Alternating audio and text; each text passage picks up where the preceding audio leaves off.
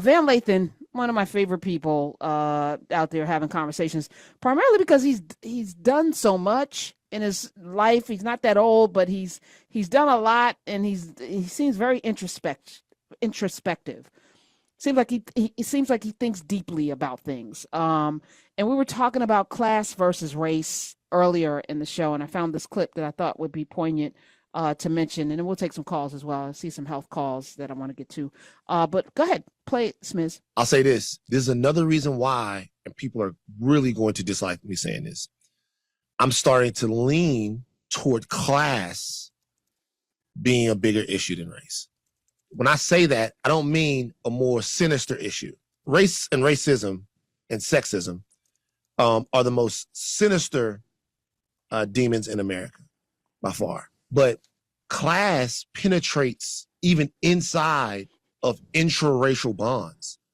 There is a gigantic problem with classism and class power within Black people. And the more money that I'm starting to see get thrown into the Black community, the more we're starting to see this push-pull between the haves and have-nots that threatens our ability to coalition build inside of Black America. Like, to me, I see Black people that are choosing privilege, money, and power over their Blackness every day. Sure.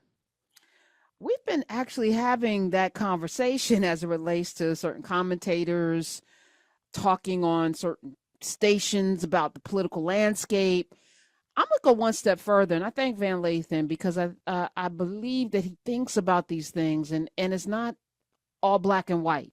It's not so simple. It's not this or that. There are a lot, and it goes beyond race, because I feel like I've had this. I remember one of the first years I was on the show, I was talking actually with Smiz about something, and we were talking about, poor whites, because I was obsessed with Owsley, Kentucky, which is at that time, 2014, the poorest county in the country, and I think it was like 96% white, and they vote against their interest. This poorest county, and it was wild to me. And of the 10 poorest counties, I think 6 or 7 of them were majority, like 90+% white. And so when we think about America and we think about poverty, the face of poverty in this country is usually Black. When we think about even crime, the face of crime in this country is usually Black, but that's by design. It may not be a fact in terms of people's lived experiences. It is something that, stats and polls and things can be, used a certain way. It's a sample size, and some of that is anecdotal as well. People lie, as it relates to that. And I also learned, because I have friends in real estate, that there are whole communities that never report their crime because they recognize the impact on things like insurance and property value. So if you are in Hoboken, per se, or so to speak, on a weekend, property's destroyed, there may be a whole lot of criminal activity, but they're not going to report it necessarily. I'm just giving an example, allegedly, because, that's a high net worth area, and you don't want to have, and if you have control over those mechanisms, then guess what?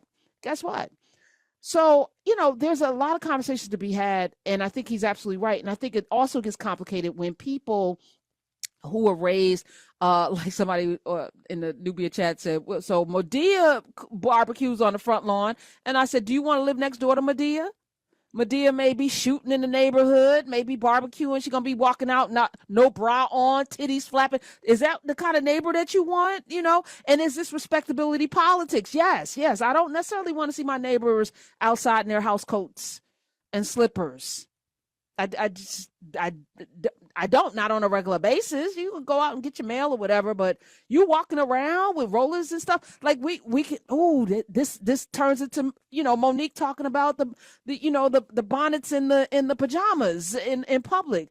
Now, somebody who is likely to wear pajamas and a bonnet in public now comes into money because maybe they have, they got a hit record, and they've now bought, a $500,000 house in your neighborhood. They're still going to be wearing their bonnet and pajamas. How you feel about that? maybe barbecuing on the front lawn. Well, they bought the house, they pay their taxes, so now it comes down to what? Because that's no longer, is that class, money class? Is that class, behavior class? Should there be a way that people comport themselves when they're in neighborhoods? It becomes wild. And if you have a school system that's failing, do you want to stay in a neighborhood where your kids can't go to school? Do you want to have to spend an extra $30,000, $40,000, $50,000 a year to send your child to a private school when you're already paying taxes in a place? And usually those of us who live in black neighborhoods, we're paying more taxes. The taxes growing up in East Orange, New Jersey were just as much, if not more, than the taxes in West Orange or South Orange. My parents paid taxes to this day. That was one of the things, we were considering with my mom staying in the house. The taxes in East Orange are ridiculous in an all black community. And then you're going to pay more for insurance because of the zip code. And then the schools may not be as nice, quote unquote, as the schools in South Orange or what have you, but you're paying more in taxes. So stuff's got to make sense. The black tax is real, but we are having a multi-layered conversation because we can. And I love being here so that we should.